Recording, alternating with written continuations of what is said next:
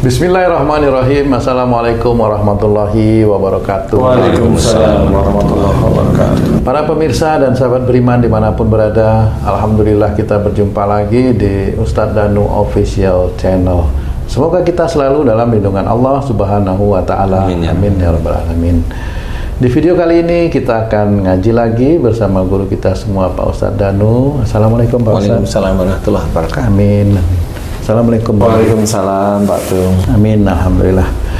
Para pemirsa dan sahabat beriman dimanapun berada, di bulan Ramadan ini tentunya kita juga tahu di bulan ini ada satu malam yang bagus sekali, malam 1000 bulan, Lailatul Qadar. Nah, kami akan berbincang nanti dengan guru kita tentang malam Lailatul Qadar. Pak Ustadz, malam Lailatul Qadar itu dikatakan lebih bagus daripada 1000 bulan. Nah, bagaimana kiat-kiat? Aduh, Masya Allah.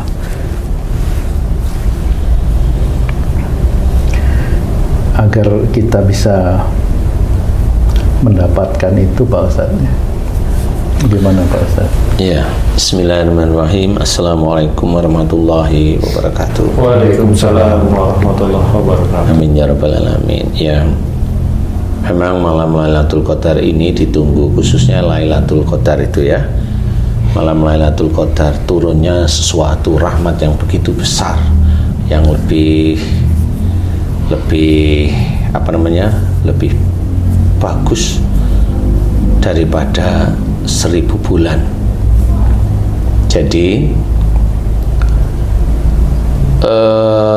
malam Qadar ini sendiri memang itu ada insya Allah di 10 hari terakhir, insya Allah seperti itu. Dan kemudian malam itu datang biasanya di hari-hari ganjil ya. Jadi malam istilahnya itu bukan malam ya, istilahnya itu masuk ke paginya ganjil. Paginya ganjil.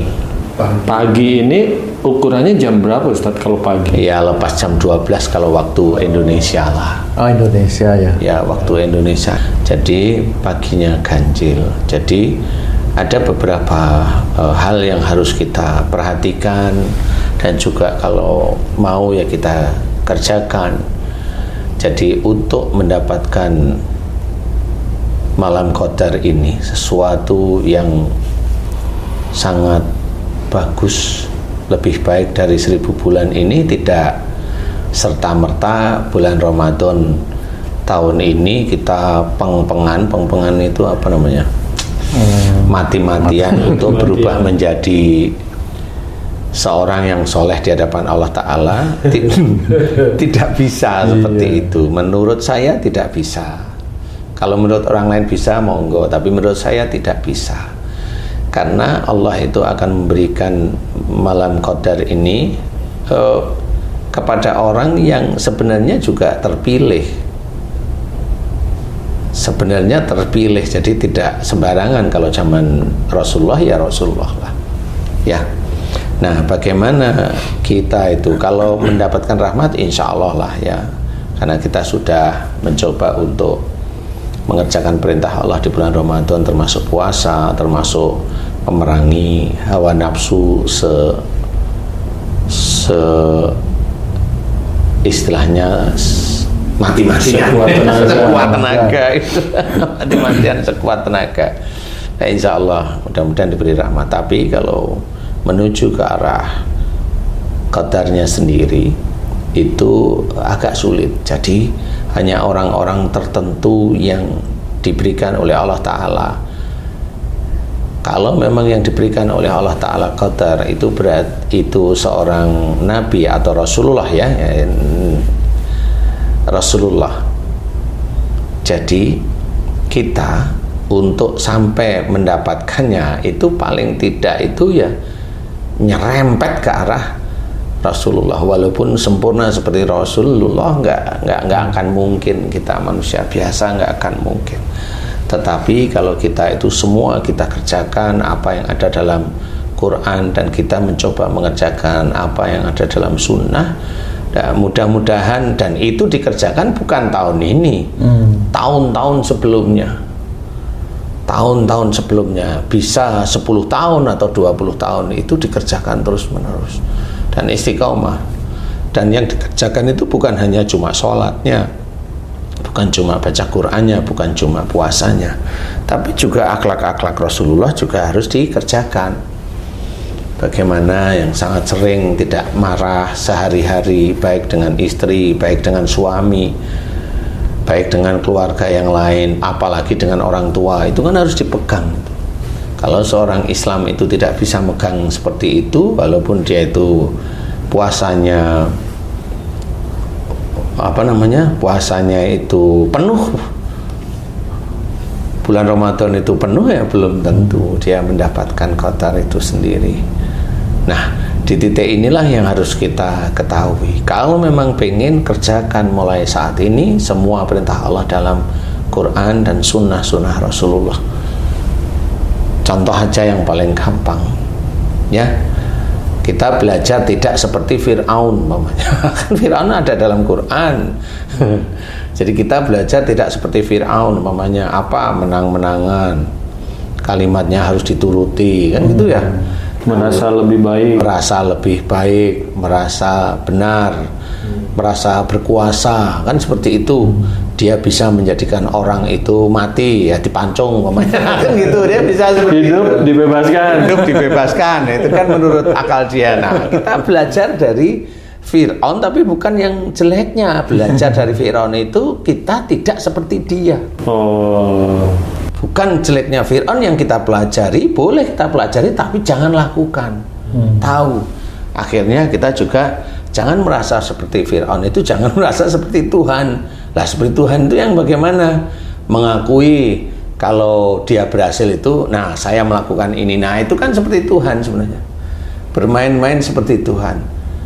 Nah, kalau itu diucapkan terus-menerus dan itu lekang, dia tidak pernah memohon ampunan kepada Allah Ta'ala, dia melakukan perbuatan syirik, itu namanya syirik kepada dirinya sendiri. Tidak boleh. Saya dengar lagi Pak Ustadz, maaf, ini satu pendakwah yang mengatakan kita harus mengikuti semangatnya iblis itu Pak Ustadz. Wah, itu mah gimana? Yang semangat gimana nih maksudnya? Kan iblis itu katanya minta sama Allah untuk menggoda manusia dari atas, itu dianggap itu semangat. Kita harus ikuti semangat itu. Gimana itu ya Pak Ustadz? Semangat yang gimana yang harus diikuti? Nah, itu yang kan tidak dijelaskan. Yang penting semangatnya iblis itu kita ikuti. Selain semangat, sabar iblis juga nggak diikutin nggak? Lah kan, saya kan sabar dalam mengganggu. Nggak dapet terus aja. Ya. Setengah-setengah belajar gini kan jadi kaget gitu. Gimana itu Pak Ustadz? Iya, nggak boleh. Iya ya. Kita punya contoh itu Rasulullah, ya kita contoh Rasulullah lah, kan gitu ya. Semangatnya itu ya batasan manusia kan ada. Kalau iblis itu kan dia tidak makan. Ya menurut saya itu dia tidak makan. Iblis, jin itu sebenarnya tidak makan. Jadi kalau jin makan itu kan kalau dia disuguhin aja. Iya. Kan gitu. Atau dia minta itu kan ada perjanjian aja jin itu. Jadi jin itu sebenarnya nggak makan dan dia nggak mati, nggak makan itu nggak mati. Nah. Iya. Tapi kalau kamu nggak makan, ya lapar ya. Ya kalau sehari, coba kalau seharian benar sampai malam nggak makan. Iya, lemes. Kalau kamu jawab lemes kurang tepat. Apa itu Pak? Kalau kamu nggak makan seharian, saya jawab nggak mungkin. Karena sebelum lapar itu sudah Gojek, Grab dan sebagainya. Kata lainnya mustahil. Mustahil. Itu malah jawaban yang tepat untuk kamu itu tuh. Jadi nggak mungkin kamu lapar itu. Ya. Iya, seperti itu kalau dengar itu Pak Ustadz. Ya janganlah ya. Itu kan sudah memang semangatnya setan itu sudah, tapi kan kita bukan seperti itu maksudnya. Maksudnya bersemangat ya jangan semangatnya setan yang kita pakai, ya nggak usah. Kita contoh juga nggak perlu kan gitu ya. Karena semangatnya kita sendiri itu sendiri kalau memang mau jadi baik itu tergantung dari Allah Ta'ala juga. Jadi kalau kita mengerjakan suatu kebaikan tapi dipenuhi dengan nafsu, ya nanti kita tidak akan sampai. Nanti kebanyakan kita bisa mengerjakan suatu kebaikan, kalau itu ada nafsu terus-menerus, itu nanti adanya cuma ujub, riya, bangga, sombong, ujub, riya. Ya kelihatan secara harfiah mata orang, telinga orang biasa, oh dia pinter ya, oh dia gini. Tapi ya belum tentu di hadapan Allah Ta'ala itu benar-beneran.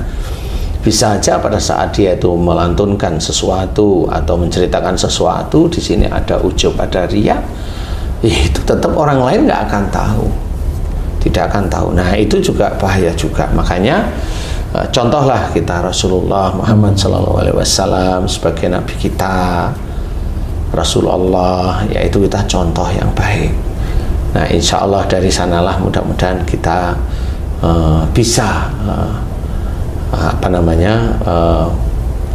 kalau sempurna saja tetap tidak bisa. Tidak mungkin ya. Paling tidak itu kita mencontohkan satu-satu, dari mulai cara belajar bicara yang halus, yang baik, yang lembut, kan seperti itu. Kemudian menjaga sikap kita tidak keras, hati kita tidak kasar, kan seperti itu. Dan dengan saudara-saudara seiman kita senantiasa merangkul, tidak memecah belah. Itu kan semuanya itu ujian yang harus kita kerjakan, dan itu yang memang dicontohkan oleh Rasulullah, kan seperti itu. Dengan istri kita harus ngasih tahu, kalau salah kita harus tegas mengingatkan. Kalau memang salahnya kecil, tegasnya kecil aja. Kalau memang salahnya agak lumayan, ya tegasnya agak lumayan juga, seperti itu. Jadi sifat-sifat yang kita lakukan itu benar-benar punya dasar dari sunnah Rasulullah. Jadi sudah jelas. Kemudian dari mana lagi? Dari Quran yang diberikan Allah kepada kita untuk pegangan hidup kita. Nah dari situlah insya Allah kita kerjakan semuanya lillahi ta'ala. Kesempurnaan itu mulai berjalan. Itu kesempurnaan itu hanya Allah aja yang tahu, dan kita itu hanya mengerjakan terus menerus mengerjakan. Istilahnya kita kerjakan terus menerus.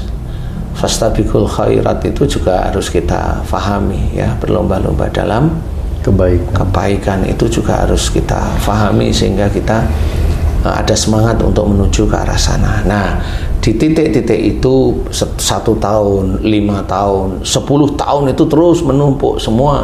Semua amal-amal soleh itu kita coba kerjakan satu demi satu. Dari mulai kita ngobrol, dari mulai kita melihat, dari kita mulai mendengar sesuatu nggak cocok, nggak usah terlalu didengarin. Melihat nggak bagus ya, kita nggak perlu melihat itu kita coba terus menerus. Ada saudara kita berantem ya kita coba melerai.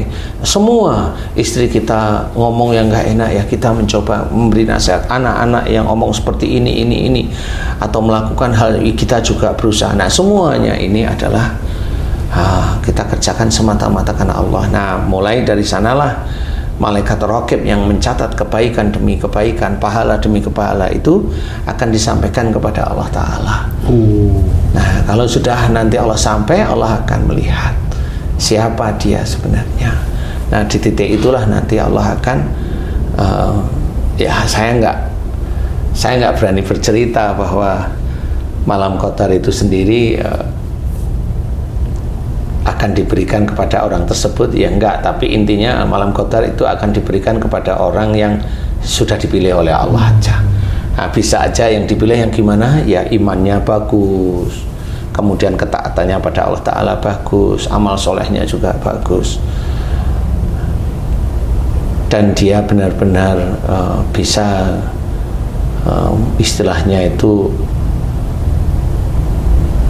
istilahnya bisa zuhud ya. Kalau saya boleh mengartikan itu, zuhud itu bukan berarti tidak punya uang, tapi dia punya uang tapi tetap rendah hati, tidak memandang orang yang tidak punya uang atau orang yang miskin itu dia pandang sebelah mata, tidak. Nah salah satunya itu ya, termasuk apapun keadaannya dia belajar benar. Nah mudah-mudahan orang yang punya tipikal seperti itu ya, barangkali kalau zaman sekarang insya Allah seperti kayak yang besok itu kalau di baiat di depan Ka'bah itu Al-Mahdi lah, saya boleh cerita itu ya seperti itu. Kalau kita mengharap malam qadar ya boleh sih. Boleh, nggak apa-apa. Banyak Ustadz yang mengharap, Ustadz biasanya kan Ustadz tadi bilang kan 10 malam terakhir, terutama yang ganjil-ganjil kan gitu. Nah itu biasanya diisi dengan amalan-amalan, berbagai macam amalan, Ustaz. Sebenarnya amalan yang seperti apa, Ustaz, yang dianjurkan Rasulullah, Ustaz? Banyak sih sebenarnya amalan-amalan, sama umpamanya 10 hari terakhir coba iktikaf di masjid, ya dia harus pamit dengan istrinya, kemudian tidak boleh dalam iktikaf itu kan tidak boleh berhubungan suami istri seperti itu. Di masjid ya, di masjid ya, tidak boleh di rumah ya. Janganlah kalau di rumah ini ya. Jadi pada saat di masjid dia mau apa, baca Quran boleh, kemudian evaluasi atau muhasabah boleh, Qiyamul Lail, ya Qiyamul Lail kan sudah di taraweh ya, jadi sudah Qiyamul Lail itu sudah di taraweh. Jadi intinya di situ hanya muhasabah, memahami diri kita itu siapa, kemudian kalau memang paham ya coba. Manusia hidup itu kan cuma melakukan 2 perkara, satu dosa, yang satu itu ibadah, kan itu. Kalau dosa cobalah mohon ampun terus menerus, itu sama, itu mengisi untuk mendekatkan diri kepada Allah Ta'ala. Kemudian apalagi yang satu, kemudian Allah mengizinkan kita melakukan perbuatan baik dan ibadah, disyukuri semuanya di situ. Jadi kita hanya muhasabah, hanya mohon ampun dan kemudian bersyukur. Tidak ada lain, tidak ada yang keinginan kecuali untuk mencari ridho Allah. Biarkan Allah nanti yang memberi. Kalaupun umpamanya ada orang ngomong kalau pas malam Qadar itu atau Lailatul Qadar itu datang, itu pohon itu beranduk, tidak ada angin gitu katanya, tidak ada angin gitu, air membeku katanya. Gitu katanya itu. Enggak juga seperti itu kan sunatullah angin, itu sunatullah pergerakan pohon, itu sunatullah. Jadi ya enggak seperti itu amat. Jadi istilahnya sama seperti kalau hadis itu sahih, itu tidak akan bertabrakan dengan ayat-ayat Quran. Kalau saya seperti itu. Jadi kalau malam Qadar itu turun dari Allah Ta'ala diizinkan, berarti tidak bertabrakan dengan sunatullah yang lain di muka bumi ini. Jadi sampai nanti nggak ada angin, ya enggak lah. Kalau pas nggak ada angin, di daerah situ aja. Masa daerah situ ada Lailatul Qadar itu kan seperti itu ya. Jadi nggak juga seperti itu. Jadi itu enggak. Jadi menurut saya tetap aja biasa saja. Kalaupun umpamanya pada saat malam Qadar itu seperti kalau matahari bersinar itu seperti redup, ya bisa-bisa aja karena itu memang sudah tertulis. Jadi bisa, kalau itu saya bisa bilang bisa. Hati sepertinya sejuk-sejuk aja di pagi harinya itu ya bisa saja karena itu sudah tertulis, jadi bisa. Jadi tidak menyengat gitu, nggak terik, tidak terik mamanya, bisa. Tapi di mana? Wallahu alam. Di tempat turunnya Qadar, iya bisa saja kan gitu ya. Jadi harus hati-hati seperti itu. Jadi kalau kita menginginkan malam Qadar itu ada pada diri kita, ayo diperbaiki sejak dini, sejak usia muda kita perbaiki beneran ya. Kita perbaiki beneran. Makanya kalau umpamanya ada seseorang yang dalam kehidupan sehari-harinya sulit untuk sabar, ya gimana dia bisa mendapatkan Qadar? Sabar aja sulit kan gitu. Mamanya bilang, saya waktu saya nggak dapat bonus, insya Allah saya nggak marah. Iya sih, bonus cuma 500.000. Tapi kalau bonus itu mamanya 15 juta, wah redek nih sudah. 1M dong. Nah, itu nggak ada. Ingat bertahun-tahun. Itu kalau pekerja nggak mungkin. Nah, mungkin. Yang mungkin adalah direksinya. Ya kan, 1M itu biasanya begitu. Nah, disinilah harus dikerjakan terus-menerus. Ibadah yang kita kerjakan istiqomah, kemudian terus berakhlak yang baik, mencontoh akhlak-akhlak Rasul, sunnah-sunnah dikerjakan terus-menerus, dan istiqomah terus-menerus. Setiap hari kita belajar meningkatkan ketidakbaikan menjadi lebih baik. Istilahnya hijrah dari yang tidak baik menjadi baik terus-menerus. Setiap hari itu hijrah dari yang tidak baik menjadi baik terus-menerus. Mudah-mudahan Allah akan memberikan rahmat kepada kita. Amin. Amin ya rabbal alamin. Amin. Kalau malam Qadar dapat kita, aduh saya nggak berani. Tapi kalau saya nggak berani bilang, mudah-mudahan Lailatul Qadar bisa kita dapatkan. Saya nggak berani bilang kalau itu. Tapi kalau memang diinginkan, monggo diinginkan sendiri-sendiri kan gitu ya. Monggo diinginkan sendiri-sendiri. Insya Allah yang saya ketahui seperti itu. Wallahu a'lam. Alhamdulillah. Terima kasih banyak Pak Ustadz penjelasannya. Para pemirsa dan sahabat beriman dimanapun berada, demikian tadi penjelasan dari guru kita tentang Lailatul Qadar. Ini bagus sekali untuk kita renungkan bersama, ya khususnya bagi diri saya pribadi. Mudah-mudahan tayangan video kali ini bisa bermanfaat untuk meningkatkan keimanan dan ketakwaan kita kepada Allah Subhanahu wa Ta'ala. Amin ya rabbal alamin. Saya Tung pamit diri. Sampai jumpa di video kami yang lain. Wassalamualaikum warahmatullahi wabarakatuh. Waalaikumsalam warahmatullahi wabarakatuh. Alhamdulillah.